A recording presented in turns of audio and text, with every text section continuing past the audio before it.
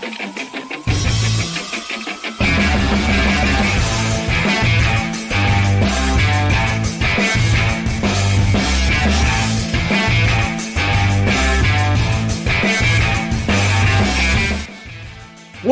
is going on, Grinders? It's Chief.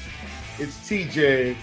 We're in the building, and it's the NFL Showdown pre-lock show. So glad you guys are able to join us yet again. It's week 7, TJ. Week 7. Think about that. It felt like, we were in that boat where we were craving some NFL, and then the NFL was here, and all of a sudden, a month and a half is going by, TJ, and teams are starting to cement themselves.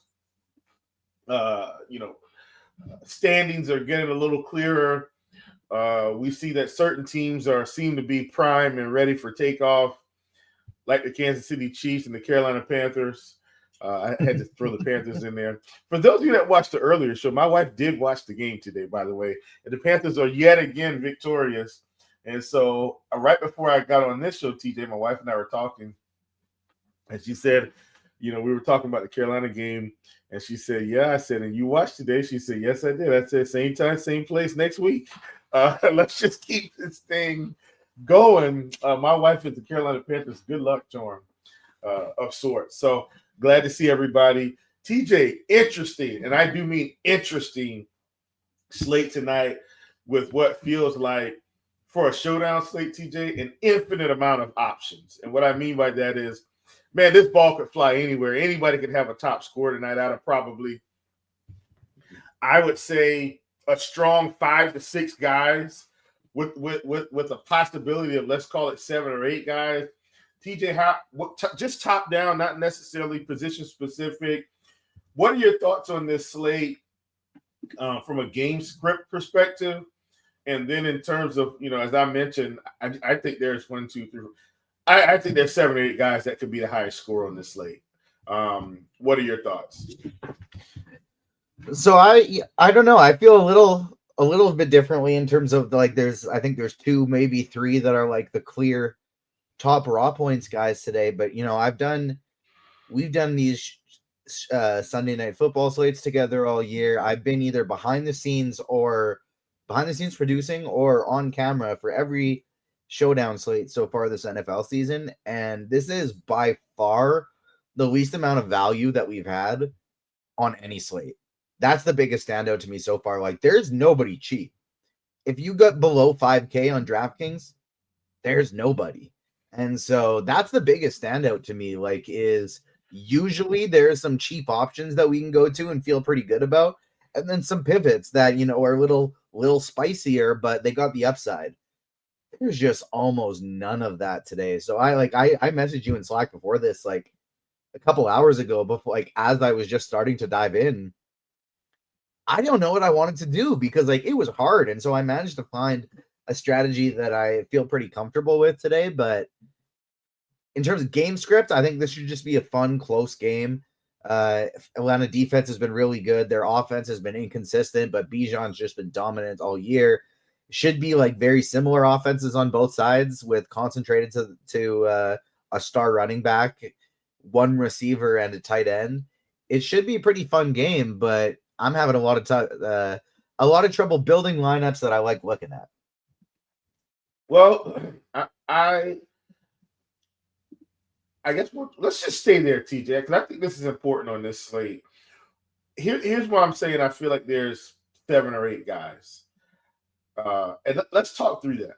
So I think Bijan is like an obvious guy because he's going to get a fair amount of work, right? And I think McCaffrey's an obvious guy.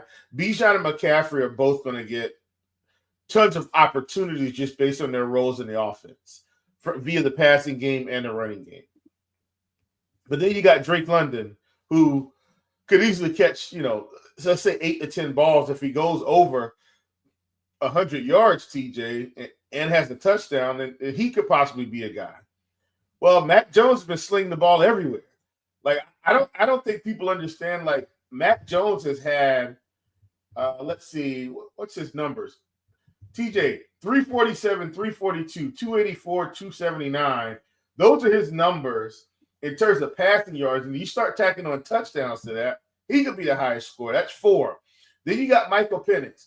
I don't think Michael Penix is actually the highest scorer in this game, but I'm saying it's possible. It's not as likely, I feel like, as the other 4 guys I just mentioned, but I think it's possible, right? So that's 1, 2, that's 5.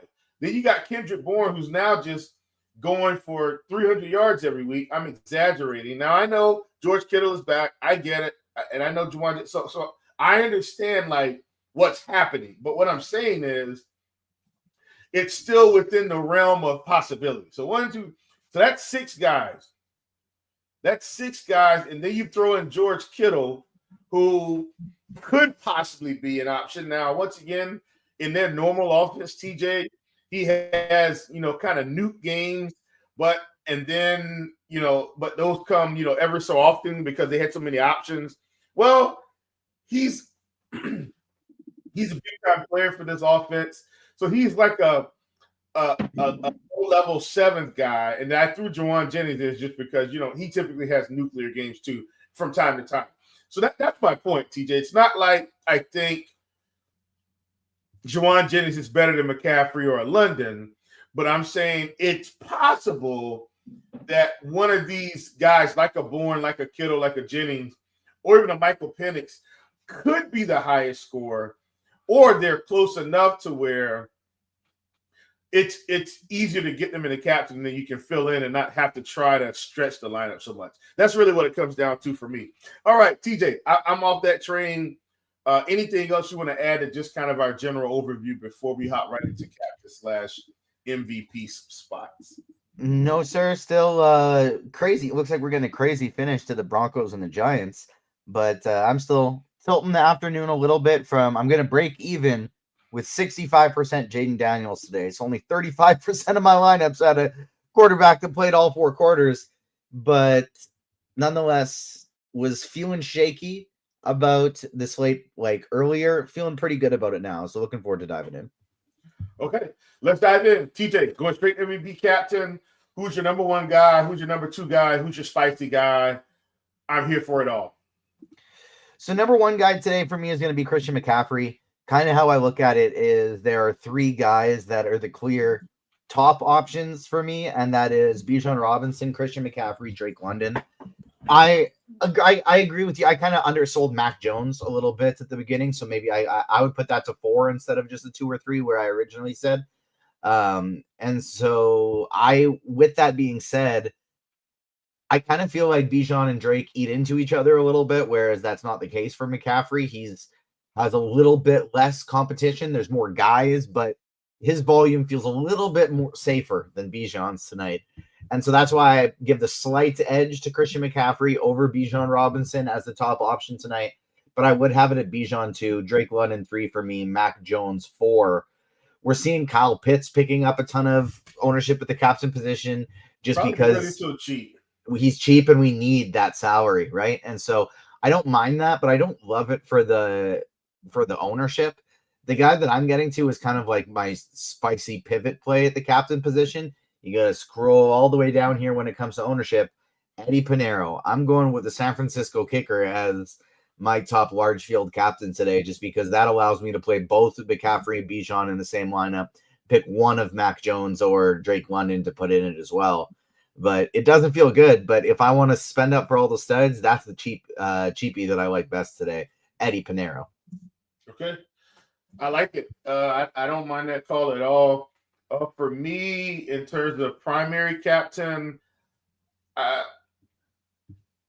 I'm with you. I think McCaffrey's the better play for sure. I love the discount I'm getting on Drake London today from at the captain spot in terms of ownership and just the price difference. Like I feel like for me today, TJ, I'm almost hoping McCaffrey and Bijan don't just take all the touchdowns and these other guys kind of hold up their end of the bargains. I really like Drake London, Matt Jones, Michael Penix. I really like those guys today. I want to play Kendrick Bourne one more time, just because Kittle's still coming right back, and Bourne's had a really good, really productive games with Mac Jones, and I'm just kind of hoping that continues. So I'm going to throw some Kendrick Bourne in there. So as it stands right now, TJ, I've got 5 captains in my pool. I think I'm about to take that down to. Now I had 6. I'm taking that down to 5 while we're on the show, and we'll just kind of go from there. But that's where I am. I think I'm gonna. My 5 right now are Bijan, McCaffrey, Drake, Mac Jones, Bourne. I got rid of Penix just because I feel like he was my somewhat odd man out. I feel like he could get there, but I don't have enough conviction, if that makes any sense. 100%. I feel you on that one. That's the guy that was the odd man out for me as well. On FanDuel, I actually think is where I'm going to prioritize Mac Jones a little bit more at that MVP position. We're seeing him project for significantly less ownership there than Bijan and McCaffrey. But one of the reasons I love them both and I want to jam them in so much on DraftKings is because it's a point per reception site and they're both very involved in the passing game. Bijan from an explosive play standpoint and Christian McCaffrey, we know he's getting a lot of volume there. That's less valuable on FanDuel where it's half point per reception. So over here, I do think I want to use that savings and Mac Jones becomes my favorite captain choice there, or MVP choice there. Yeah. And listen, I strongly considered, TJ, fully removing Mac Jones from captain and just locking him in the flex. Mm-hmm. And you know what? And the more I'm sitting here thinking about it, that's what I'm going to do. I've made an executive decision in my own personal build, TJ. Mac Jones is pretty much – I'm going 100% Mac Jones in the flex. That's what I'm going to do. Because I think his raw points are too valuable, and I'm just going to have to hope that McCaffrey or London or Bijan or Kendrick Bourne or one of these receivers is like the guy, but he still does what he's supposed to do. So that's where I'm going to end up. That's where I'm going to end up. It is what it is. That's the direction I'm going. Thank you, TJ. I know you didn't really say anything to push me, but I'm just talking it out loud with everybody.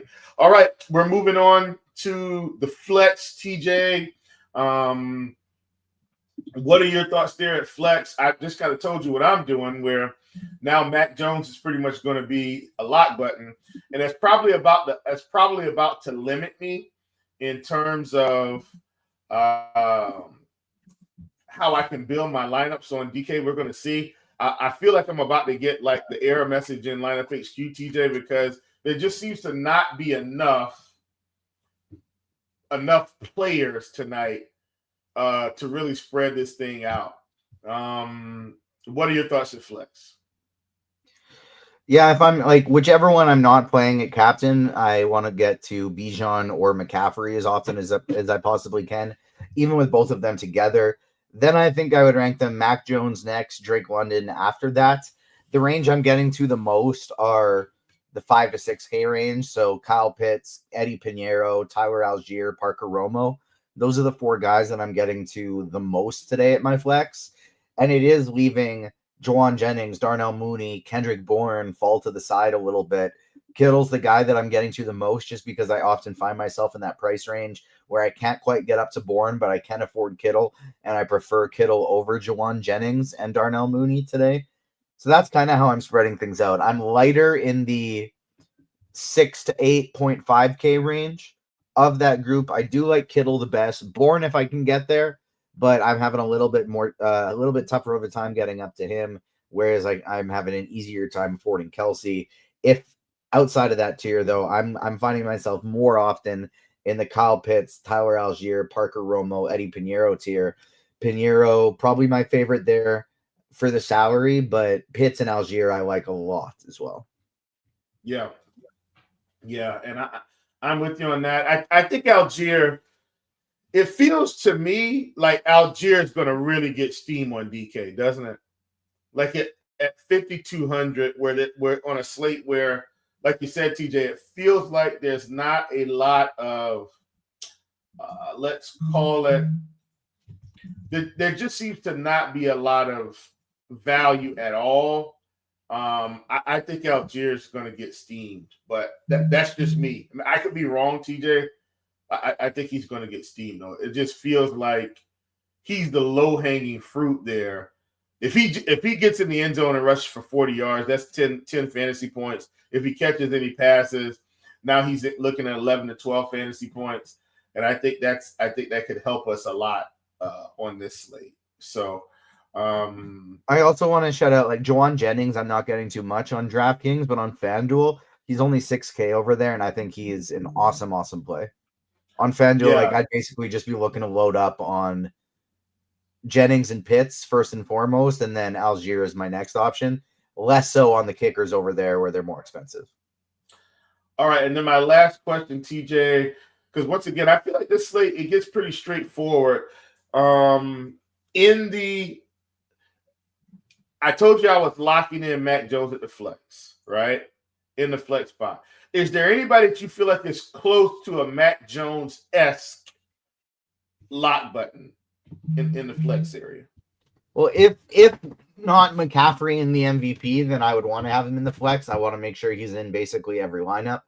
And same with Falcons running back. So if I'm not having Bijan, I want to make sure I have Algier. If I don't have Algier, I want to make sure I have Bijan. Outside of that, not really, though. I think it's pretty mix and matchable. But McCaffrey and Bijan are just like, to me, the two mega priorities. Yeah. Once again, I totally get it, man. I really like those guys a ton. I'm trying to see if I'm going to make it to 150 lineups, CJ, and I feel like I am. But I'm trying to wait and see. And whatever this 150 build is, I'm probably just going to accept it, no matter how out of whack the percentages are. Just because I think you're going to have to accept how weird this is. So as an example, TJ, in my build right now, in the captain spot, I was only able to get Bijan at 1% and McCaffrey at 2%. If that makes any sense. Who's all your captain exposure? Parker Romo. There you go. So it's Pinheiro for me, Romo for you. Parker Romo has most of my captain exposure, which is crazy. So what I'm going to have to do I think that's the only way I was able to get to a 150 build, actually, if that makes any sense. That was the only way I was actually able to get there. So if I remove Parker Romo, I don't even think I would make it to 150 lineups if I remove Parker Romo out of the captain spot. All right, TJ, I'm going to mosey right along here. Between both quarterbacks, do you have a preference, somebody that you like more than the other? Yeah, Mac Jones by far. Okay, good. Running back, I think you like McCaffrey more than Bijan, and I think we fully understand that Tyler Algier is – I think he's going to be way higher owned than we anticipate. Do you agree with that assessment? I'm not sure if Algier will be, just because that is a really good range. I think people would rather play Kyle Pitts, and then I think Algier will be split out against the with the kickers, and so I don't necessarily think he's going to be much higher. But right now we're projecting Pinheiro near 30 and Algier at 14. I do think that'll be closer together. Yeah, I do think that's true. I think that'll probably be 10 to 15% Romo, 15 to 20% Algier, 20 to 25 Pinheiro would be my guess. Okay. Well, TJ, we didn't quite agree on that, but here's something we can agree on. Folks, you need to get this 3-day pass promo from RotoGrinders.com. Would you like to try our NFL DFS tools without a full season commitment? You want to just take us out on a date, but not go full-blown engagement or full-blown marriage? Don't worry about it. For a limited time, you can get half off a 3-day NFL pass and access to everything you need to crush the slate. You'll get our optimizer from Lineup HQ. It's packed with player projections, ownership percentages, and more. You also get SimLabs, the easiest way to build smart, competitive lineups in just a few clicks. All that and more for $9.99. Don't miss your chance to get a serious edge the rest of week 7.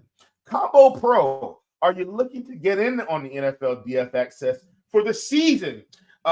Maybe not, but you can get Combo Pro for just $79.99. That's only $5 more than an NFL DFS monthly subscription, me and TJ could not necessarily agree on the running back situation, but we do agree that this is an elite value. All right, folks, we're hopping back in this thing. TJ, wide receiver, top of the board. I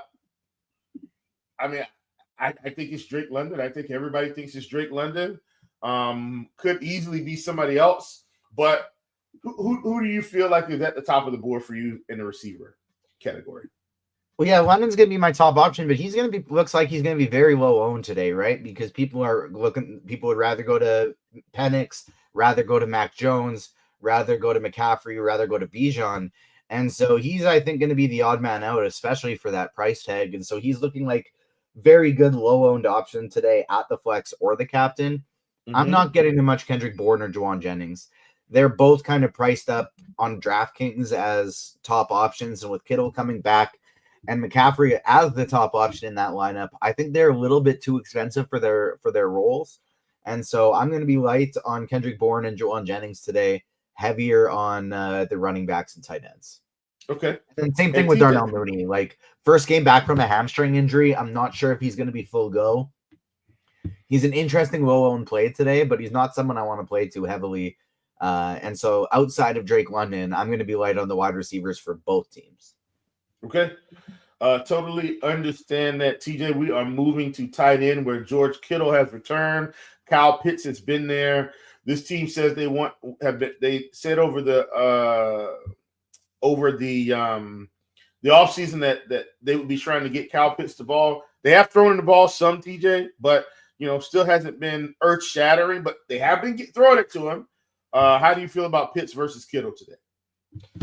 Yeah, both of them are incredibly strong options. Pitt's the clear better one for his price because he's a lot cheaper than George Kittle today.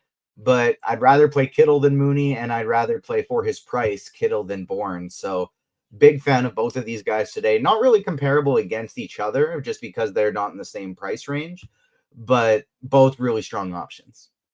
Yeah, and just so you know, TJ, I was trying to get this build in. And folks, I'm always, your friendly neighborhood chief. I'm always going to tell you what's up. I wasn't able to get the build I wanted for mass multi-entry. So here's what I'm doing, TJ. I'm just going full-blown single entry. I'm going to throw my single entry team into the big showdown tourney, and let's see if I can catch some lightning in a bottle. But it just wasn't coming together for me. Like the way I wanted to build it, I just couldn't quite get there.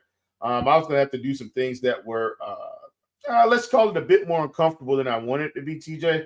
So didn't really end up there. So that folks just want to clarify that I am going from mass multi-entry to single entry. Not really going to change my strategy much. I do have in mind the type of build that I want to get to. All right, TJ, here's my most hated position in Showdown, and that is defense. I won't be playing defense. Some people will put defense in the captain, TJ, and then it'll look really good for that first quarter, and then eventually it all flames out. I'm not playing defenses despite the fact that they're a little cheap. What are your thoughts? On FanDuel, they're useless because of their price tags, but on DraftKings, they are going to be pretty crucial pieces of lineups today. With no one sub 5K projecting for anything of value whatsoever today on DraftKings, the defenses are the two best value plays on the slate because all you need is 4 or 5 points from them, and there's a very good chance that's going to be outscoring everybody below them. So we're going to have a talk about these cheap wide receivers and running backs and tight ends and such. But as of right now, like, I feel like it's Alex in chat who's always asking about a defense and cash game. And usually it's like, no, you play who's projected best, and there's always guys that project better in that range. There's not today. The defenses on DraftKings, there's no one in that range that projects anything close to as strong. And so sure, you can play Demarcus Robinson, you can play Casey Washington, you can play Kyle Juszczyk, but the defenses are by far the best projected plays in that range. I totally get it. I hate defense, but I know they're cheap today. But boy, do I hate it. All right. Yeah, like it's not even that they're cheaper than usual. I mean, they're a little bit cheaper than usual. It's more so just that there's nobody cheap. Yeah, I mean, I get it. I totally get it. Here's my. I think my conundrum is what what do Jawan Jennings and George Kittle being back actually do for Kendrick Bourne? Like I almost feel like he's still going to get there, as crazy as that sounds. And if we're right, he's like the sneaky captain play tonight, if that makes any sense. If we're right, or if I'm right, I want to say that if I'm right. So I know I just kind of squirreled out there, TJ, but I'm trying to think of ways to get the build that we want and have a quality build, but not give up so much reasonable projection. Does that make any sense? Yeah.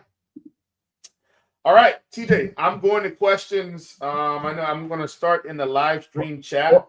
Sorry. Well, we should have a conversation about the cheap guys because we haven't mentioned any of these sub 5K guys yet. And although they're like bear, there's going to be a few people playing less than going in the multi-entry range today. So we should hit on some of them.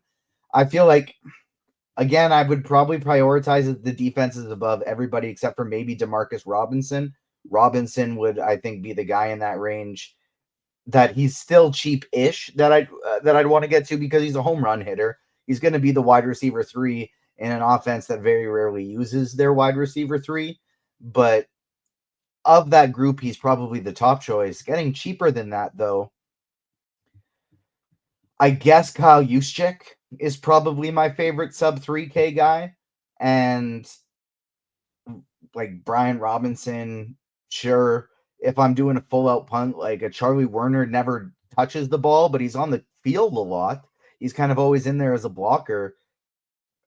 I don't have any of these players in more than one of my 20 lineups, but you can close your eyes, cross your fingers, and mix and match. I guess Werner, Juszczyk, Robinson, and Robinson, the two Robinsons. But other than that, like, there's one player under 2K projecting for more than one fantasy point today. It's Bear. Yeah. I don't like this very much at all. Like, it's awful, TJ. It is awful. It's one of those days that it's like, I think you can play a $200 Kadero Hodge or Malik Turner, not because I think they're going to do anything, but just because getting the other big players. Yeah, you can punt like a full lineup spot today just because there's nobody cheap. I mean, man, is that the way to go? Is that the way to go? We will find out, TJ. I might toy with that idea, to be honest. It's almost like an old FanDuel basketball drop a lineup score kind of situation. Yeah. Oh man, listen, I made some money with those dropping a lineup scores. I made some good money on those. So here we go, TJ. Hopping in. This is coming from Carolina Guy 828. FanDuel single entry favorite MVP. Also favorite low fetch. I think my favorite MVP, as we've gone through this show, on FanDuel, I'm feeling like it should be Mac Jones. But in my heart of hearts, TJ, this is a tough one. I think it's Mac Jones. I think it's Mac Jones at 16.5. Favorite low-owned MVP, I think it's Kendrick Bourne. That's where I'm going to FanDuel. I think Mac honestly qualifies as a low-owned option at MVP there today, but if I were trying to get real different on FanDuel, I think I'd go Jawan Jennings just because of how cheap he is over there. Yeah. Jawan Jennings is similar to I mean, not as cheap, but I have to go back to Keon Coleman, which was like a gift that week. Week 1, I think that was. But yeah, I don't hate the Jawan Jennings call. I'm gonna go in reverse and look at these questions. This is coming from OSID. Does Mooney being back hurt London? I don't think so. I mean, I think London still gets now. Do I think London gets 15 targets today? No. Do I think he still is around his 10 number? Absolutely. TJ, thoughts on Kyle Pitts MVP? The one thing on Mooney, like I'll say, like from what we've seen from his projections so far with Mooney in the lineup, it certainly goes down. Like they're near historically when they're both on the field, they have almost equal production. And so with that being the case, you'd think you'd want to go right to Mooney and not London today. But with this being his first game back from a hamstring injury, I don't know that we're going to see full go Mooney today. And that does always have such an aggressive chance of re-aggravation. And so just with the fact that this may not be, full Darnell Mooney, he got 2 limited practices in and that was it on the week. I'm still on the Drake London train even at that price. Yeah, I love Drake today.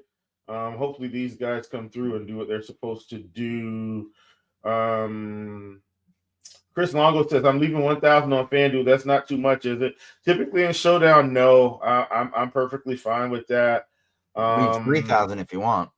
Yeah, I've left 4,000 before.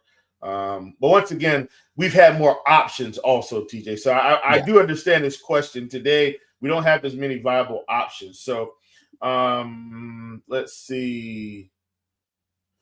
Any interest in George Kittle at the captain spot? And that was coming from Alexander the Don.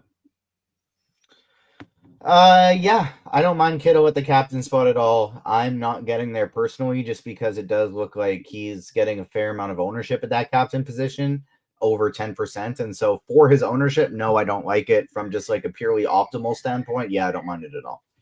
All right, this is what's coming from O Sid. Kittle MVP and Pitts or Bourne MVP and Algier? Kittle and Pitts. All right, this is coming from Chris Longo. Penix or Mac with CMC, Cap, in London on FanDuel? Mac.